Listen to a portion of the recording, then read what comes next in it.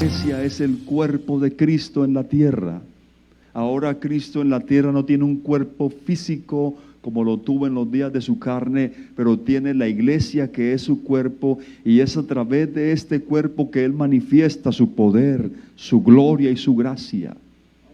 Y lo mejor es que todavía Él continúa haciendo las mismas maravillas que Él inició allí en el Evangelio y luego continuó en el libro de los Hechos. Pareciera como si el libro de los Hechos no se ha terminado de escribir, porque el Señor sigue manifestando obras de gracia, salvación, maravillas, milagros y prodigios, porque la historia no se ha terminado de escribir. Mientras la iglesia esté en la tierra, Dios seguirá moviendo su poderosa mano para mostrar que aquí en la tierra Él tiene un pueblo que le adora, que le alaba y que le conoce. Gloria a Dios. Y ahí comenzó a desarrollarse la iglesia en Jerusalén. La iglesia del Señor no nació en Roma. La iglesia del Señor nace en Jerusalén, es investida con el poder de su Espíritu, y en ese comienzo ellos no tenían lugares donde reunirse. Ellos no tenían un espacio físico, un espacio cerrado donde se reunieran los más de 3,000 creyentes. Cuando podían reunirse lo hacían allí en una de las entradas del templo de Jerusalén. Ese templo no era un templo de la iglesia del Señor. Ese templo de Jerusalén no tenía un letrero allá afuera que decía, ¿cómo dice? Iglesia Pentecostal Unida de Jerusalén. No. Ese fue el templo que construyó Salomón y que fue destruido y que luego es reconstruido por Herodes en el tiempo del Señor Jesús. Ese templo era para el culto de la religión judía, no era para la congregación de los creyentes en Cristo, era para aquellos seguidores de la religión judía. Pero por ahí cerca había un espacio grande, un pórtico llamado el Pórtico de Salomón, y diariamente allí se reunían los miles de hermanos que estaban llegando a la fe del Señor Jesucristo. Y un día Pedro y Juan, los que tiempo atrás se quedaban dormidos en la oración, iban a orar. Mendigo, cojo de nacimiento, él pedía limosna a la gente, una muy buena ofrenda, no, limosna. Ahí estaba esperando una limosna. Y él cuando Pedro le dice, míranos, él esperaba recibir algo, pero lo que le dijo es, míranos, no tenemos. Y ese nombre fue invocado en el nombre de Jesucristo. Y que ese hombre se va levantando y se le afirmaron los pies y tobillos y comenzó a saltar y pudo entrar en el templo porque el poder de Dios se glorificó en su cuerpo. ¿A qué hora? A la hora novena, más o menos la hora novena. A esa misma hora, días atrás, el Señor Jesucristo en la cruz estaba muriendo a la hora novena. La hora novena fue la hora de las tinieblas. Se oscureció, dice la Biblia, la tierra, el sol se ocultó cuando el Señor muere, pero esa misma hora, días después, a esta hora, entonces, ese que había muerto allá, ahora aquí está en el poder de su resurrección y está moviéndose poderosamente y está confirmando el poder de su nombre a este hombre que estaba allí desde su nacimiento, estaba postrado. Este hombre que está allí a la puerta, que no puede entrar, está allí postrado, representa a la humanidad sin Cristo, que quisieran entrar pero no pueden, están imposibilitados. Las personas en en su interior, en su ser, en su conciencia, saben que hay un Dios, saben que un día se van a tener que presentar delante de Él, tendrán que rendir cuentas de su vida, tendrán que comparecer delante del Señor, pero no les es dada esa libertad. El poder del pecado los tiene atados. Hay una buena intención, pero están como este hombre allí, imposibilitados, esperando la limosna de la religión, la limosna de alguna ayuda terapéutica, pero el ser humano sin Cristo sigue postrado en el poder del pecado hasta que un buen día conoce el nombre de Jesucristo, y ese nombre le trae la apertura a la presencia de Dios, porque el Señor Jesús dijo: yo soy la puerta. ¿Sí notaron que dice que el hombre entró saltando, alegre, glorificando? Porque ahora ha recibido el poder del nombre de Jesucristo, sus pies y tobillos que desde que nació estaban secos. Hermano, cuando una persona no ha caminado durante algún tiempo, sea porque haya nacido así o porque tuvo un accidente, esa persona, para que comience de nuevo a mover sus pies, tienen que someterlo, ¿cierto?, a un proceso. No lo ponen a caminar de una vez, ni lo ponen a correr. Tiene que poco a poco, mientras los ligamentos, todo lo que hay allí se conecta, pero es que Dios lo que hace, lo hace bien hecho. ¿Y qué pasó con el hombre? Y Pedro y Juan le dijeron: a ver, pasito, otro pasito, otro, muy bien, mañana volvemos. Y luego al otro día vinieron: a ver cómo estamos hoy, por aquí cómo van esos tendones, a ver esos tobillitos, a ver Juan hacia un lado, Pedro al otro, a ver todos, vamos a caminar. No. Y ese hombre puede entrar entonces. Dice la Biblia que tenemos entrada libre, podemos acercarnos confiadamente ante el trono de Dios. Gloria al Señor. De tal manera que somos bienaventurados los que hemos recibido este nombre glorioso. Ese nombre contiene todo el poder de Dios. Ese nombre contiene todo lo que Dios es. Y ahora ese Cristo resucitado se manifiesta en este hombre, en esa sanidad. Cuando Pedro y Juan están actuando en la autoridad del nombre de Jesucristo. Ya el Señor lo había dicho: el que cree en mí, las obras que yo hago, Él las hará también y aún mayores. Ellos están actuando en la autoridad del Cristo resucitado. Ya el Señor les había dicho: en mi nombre echarán fuera demonios, en mi nombre hablarán nuevas lenguas, en mi que había sido sanado como un trofeo de su ministerio. No convocaron las cámaras ni organizaron una cruzada de sanidad y de milagros e entrevistaron al hombre a ver cómo fue, usted qué sintió, qué hizo. Ellos no hicieron eso para no llamar la atención sobre ellos mismos. Ellos siguieron su curso normal de la vida. Pedro y Juan no se asombraron. Los que se asombraron fueron los otros. Pedro y Juan no se asombraron porque ellos sabían que si se le invocaba el nombre del Señor, entonces cuando se invoca el nombre del Señor, algo maravilloso tiene que suceder. Porque los milagros, las cosas maravillosas no pueden ser la excepción en un Dios que es todopoderoso.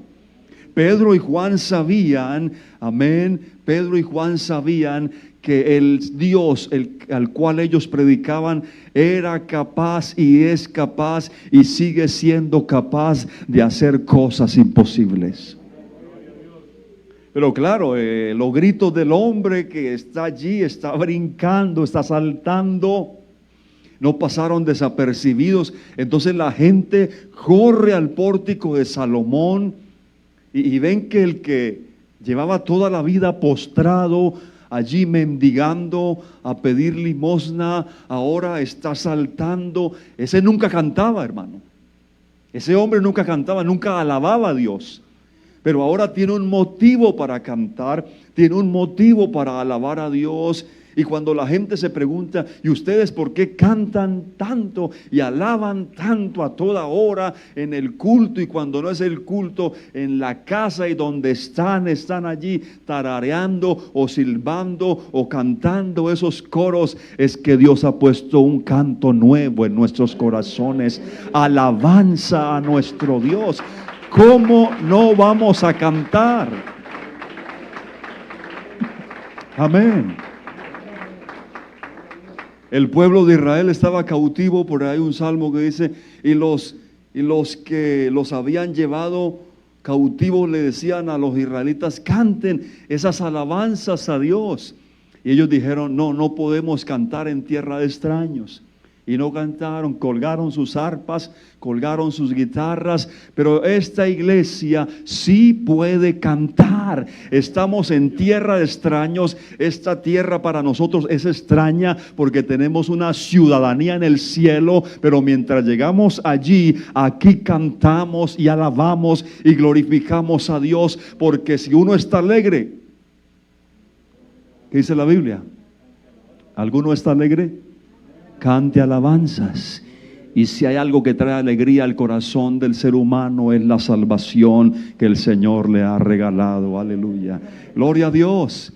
Gloria a Dios. Esa alabanza es una expresión del gozo de la salvación. Por eso nuestros cantos no nos conllevan a la derrota o al fracaso. Nuestras alabanzas no nos llevan a la depresión o a hundirnos más, sino que cuando tú alabas a Dios, la Biblia dice que Él se mueve en medio de las alabanzas de su pueblo. Cuando usted pueda, cuando estemos en el tiempo de la alabanza, aún con lo incómodo que significa tener ese tapabocas allí, pero sin embargo usted alabe a Dios con todo su ser, porque cuando usted alaba a Dios, Dios se mueve poderosamente. Crea que es así. Dios puede hacer un milagro mientras usted lo está alabando. Amén. ¿No le ha sucedido cuando usted comienza a alabar a Dios? Sí, su depresión le dice no cante, no alabe, no haga palma. Su situación no está para cantar. Mire esto, mire aquello, mire lo otro. Pero no miramos la situación, miramos a este Dios que está por encima de todas las cosas. Es glorioso, majestuoso. Él es digno de que lo alabemos, de que lo adoremos. Y cuando tú lo haces, algo sucede. Amén. Cuando el pueblo alaba a Dios, amén, no deje de alabar al Señor, no deje de bendecirlo, no deje de glorificarlo. Y ahí está ese hombre como alguien que ahora ha recibido un milagro, y nosotros hemos recibido el mayor de todos los milagros. La salvación del alma, el perdón de nuestros pecados es el milagro más grande que una persona puede recibir. No hay nada que produzca más gozo ni mayor felicidad que uno saber que es salvo. Que uno saber que sus pecados han sido perdonados. Que usted se arrepintió de todo corazón, que murió al pecado y que se unió a Cristo mediante el bautismo en agua en su nombre, y que ahora el Señor dice: eres mi hijo, eres mi hija, yo me gozo en ti, has sido perdonado. ¿Cómo no vamos a sentir ese gozo y esa alegría? Puede ser que a veces no haya mucha comodidad material, Puede hacer que a veces no haya mucha abundancia material, pero sí puede haber abundancia de gozo, sí puede haber abundancia de alegría, porque el Señor, el gozo del Señor se constituye en nuestra fortaleza. ¿De qué le sirve al ser humano que gane todo y al final pierde su alma? ¿De qué le sirve al ser humano que sea reconocido, que tenga esto y aquello, que sea respetado, don fulano, aquí, y que tenga muchas cosas? Está bien, eso no es malo, pero por encima de eso debe haber un tesoro que es más grande que todas las riquezas de la tierra. El tesoro es la salvación del alma que se encuentra en el nombre de Jesucristo. A su nombre sea la gloria. A su nombre sea la gloria. Entonces, cuando Pedro y Juan ven por el gentío, la gente comienza a acercarse. ¿Qué le pasó? Ese no era el que pedía limosna, ese no el que tenía las piernas secas, no podía caminar y ahora está brincando, está saltando, y la gente está agolpándose allí frente a ellos y rodean a Pedro y a Juan. Y entonces, cuando la gente comienza a agolparse, Pedro ve una oportunidad de predicarles el evangelio. Y lo primero que Pedro quiere dejar en claro ante todos los que están acercándose es algo en lo que nosotros somos muy dados a caer cuando suceden cosas así, y es poner la mirada en el instrumento y no en el Dios que usa el instrumento. Somos dados a admirar la vasija más que admirar el contenido glorioso que la llena.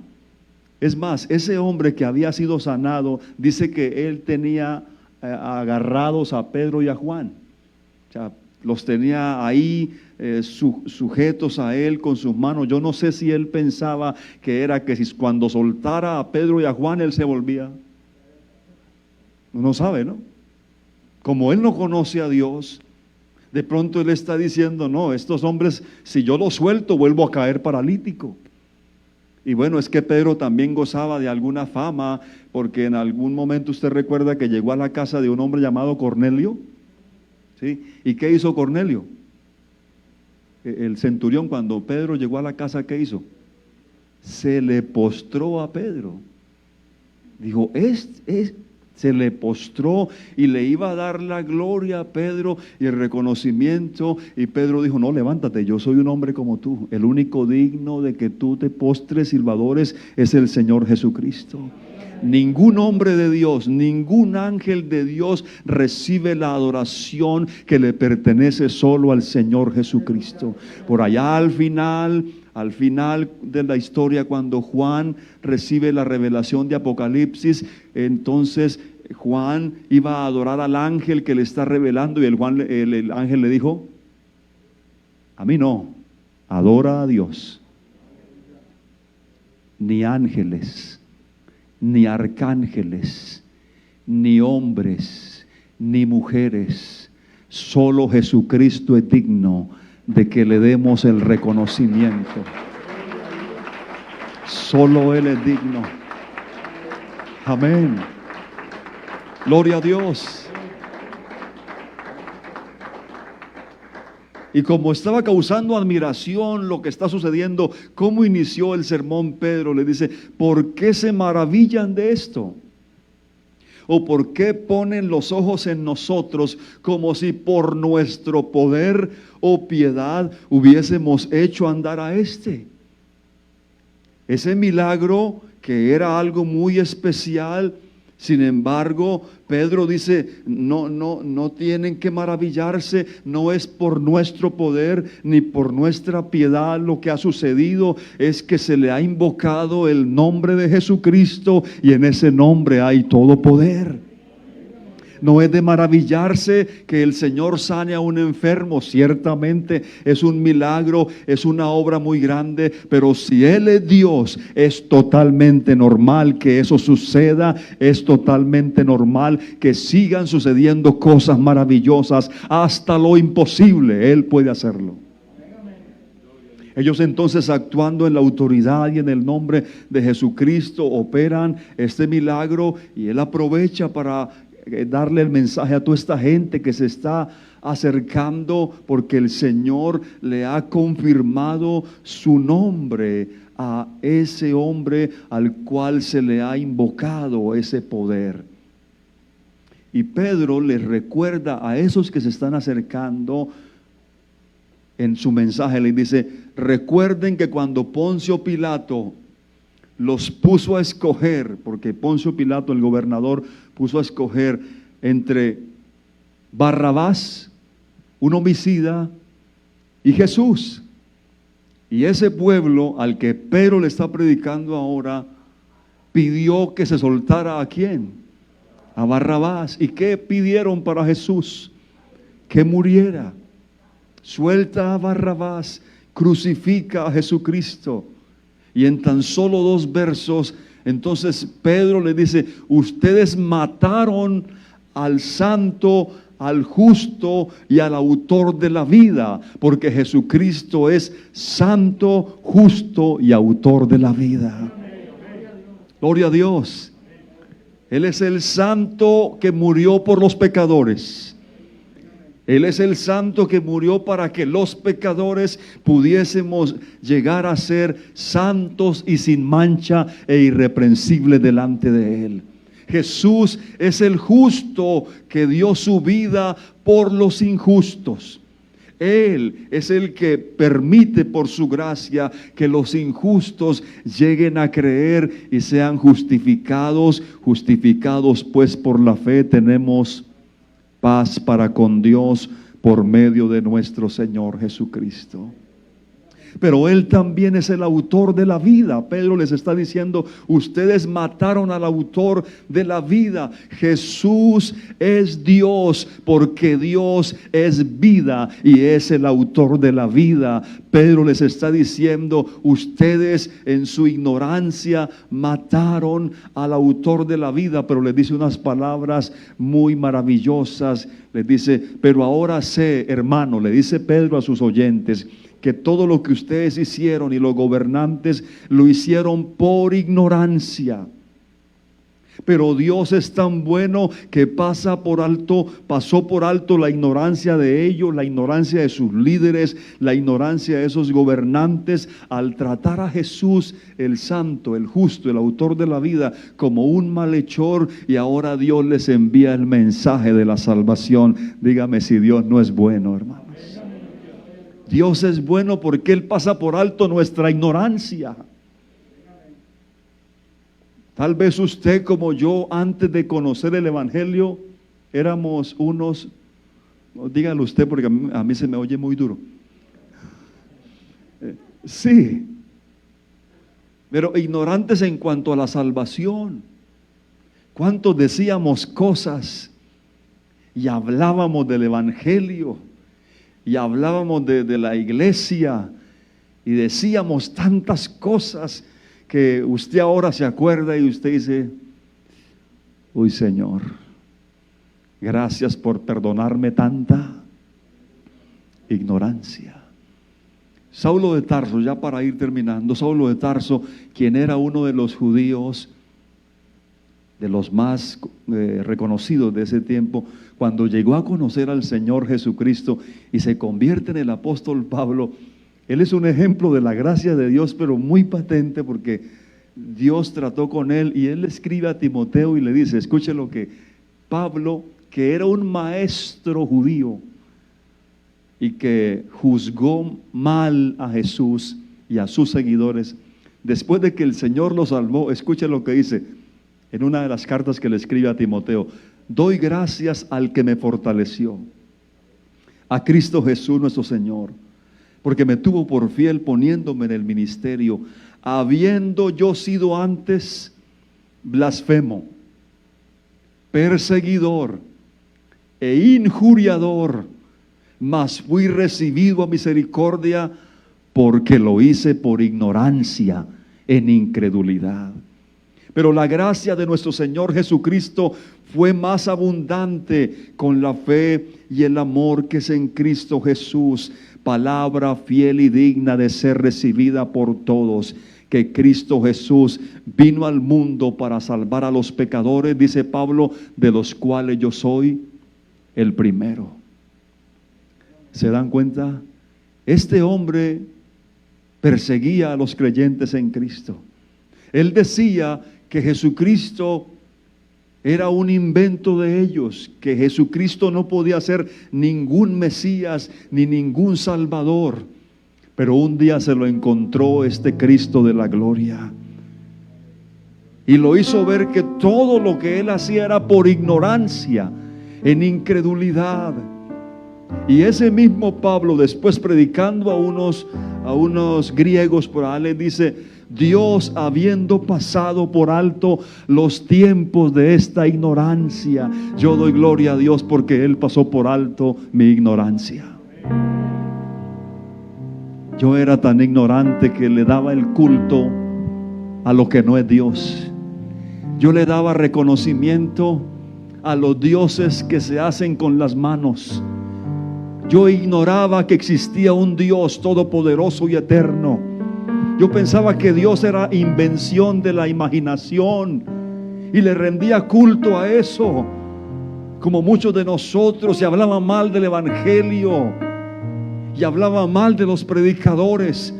Pero gloria a Dios que Él un día pasó por alto mi ignorancia. Y creo que más de uno aquí también puede decir: amén, amén, Él pasó por alto mi ignorancia.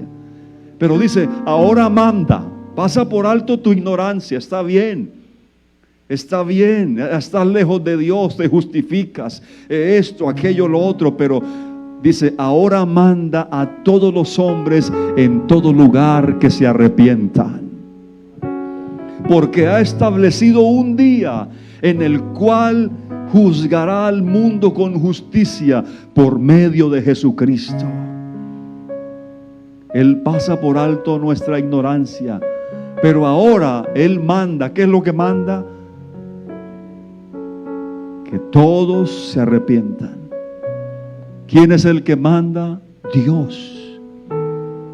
Cuando papá o mamá da una orden en casa, ¿qué espera que hagan sus hijos? ¿A cuántos de ustedes, hablo con los que tienen hijos e hijas, y dan una orden y a usted le encanta que su hijo le diga después? ¿Le gusta que su hijo le diga así? ¿Les gusta que les diga ¿y por qué? ¿Y por qué yo? ¿Les gusta que sus hijos les digan así? No. Claro, ellos son expertos en decir así. No estos que están aquí, porque estos que están aquí son hermosos. Eso a todos dicen sí señor, sí señora. ¿Algo más, mami? ¿Algo más? Ahora Dios manda. ¿Quién está mandando aquí? Dios. Dios te está mandando. Dice: manda a todos que se arrepientan. ¿Qué dice la gente? ¿Y por qué? ¿Y por qué me tengo que arrepentir? No, y la otra más clásica: ¿y de qué me voy a arrepentir? Si yo nunca. Esa es mundial. Pero papá manda, Dios manda a todos. No, pastor, es que el evangelio es para aquellos, es para todos. Para todos. La orden es para todos. Que se arrepientan. Bienaventurados aquellos que han atendido la voz del Señor, que se han arrepentido, amén, de sus pecados, de su ignorancia. Perdóname, Señor, he estado lejos de ti, vengo a ti tal como soy, no me voy a excusar, no soy el mejor, soy un pecador que necesito que tú me perdones. Perdón de Dios hay para aquellos que se arrepienten. Arrepentimiento es volverse a Dios, es dejar el camino de pecado y volverse al Señor. Deje el impío su camino y el hombre inicuo sus pensamientos y vuélvase. Eso significa arrepentirse. Vuélvase. El hombre va hacia allá, tiene que volverse hacia Dios. Eso es arrepentimiento y conversión. Vuélvase a Dios. Y cuando el ser humano se vuelve a Dios, con todo y lo ignorante que ha sido, con todo y lo pecador, con todo y lo que ha hecho, dicho y pensado, en vez del Señor castigarlo y tratarlo con un garrote, dice: vuélvase al Dios nuestro, el cual tendrá de él misericordia. Él es amplio en perdonar. ¡Qué maravilloso es Dios! Amén. Amén. Gloria a Dios. Gloria a Dios. ¿Cuántos han experimentado el perdón de Dios? ¿Verdad? Nos hemos vuelto. ¿Y cómo nos ha recibido? ¿Cómo recibió el papá a aquel hijo desobediente? Ese hijo que malgastó todo, le dio la herencia, todo lo mejor, y fue y se la malgastó. Oiga, ese hijo, donde yo hubiera sido el papá de ese hijo, o tú también, que vamos viendo que viene ese muchacho y salimos con el garrote. Venga, sí, pero es que lo estaba esperando. Pero es que ese padre representa a nuestro Dios. Y ese hijo éramos nosotros. Y cuando volvimos a Él, en vez de recibirnos con un castigo y con un maltrato, nos hizo una fiesta. Hizo una fiesta en nuestro honor el día que nos arrepentimos, que nos volvimos a Él. Y dijo: hagamos fiesta, porque este estaba perdido y lo ha encontrado. Este estaba muerto y ha vuelto a la vida. Es que cuando uno llega a Cristo, vuelve a la vida.